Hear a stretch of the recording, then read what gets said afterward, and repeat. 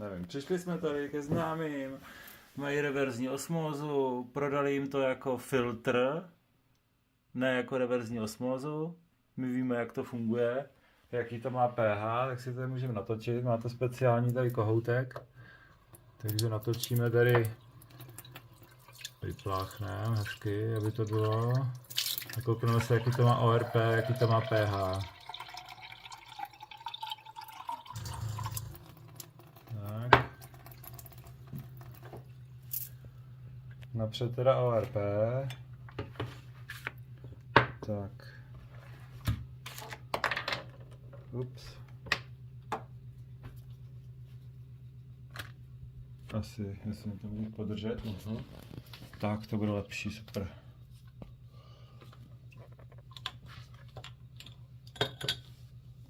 Tak.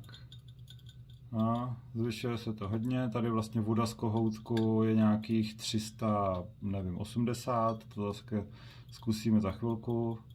A voda z reverzní osmózy měla 430. Ono to nastoupá za chvilku.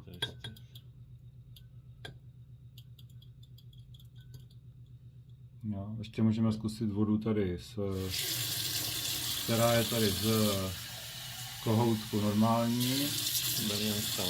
Brněnská voda.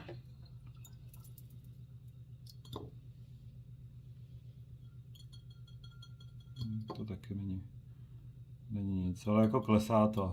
Není to tak hrozný, jak z té osmózy.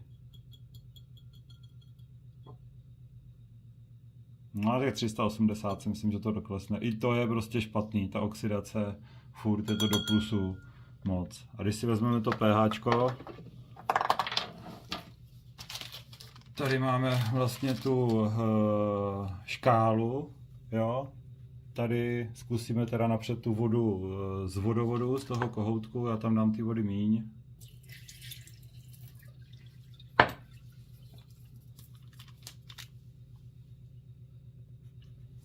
Jo, ta je zelená, neutrální, je trošku do modra, že oni vlastně podle zákona to míchají na pH 7,5, asi tak zhruba.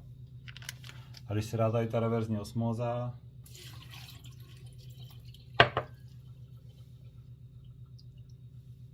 tak je to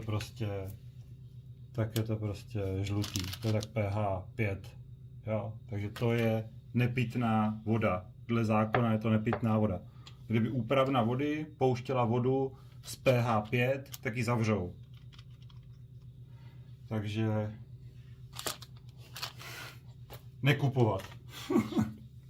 Zahodit, kdo to má doma. Jo? Tady tohle z toho reverzní osmózu zahodit a neprodávat nikomu. To není pitná voda.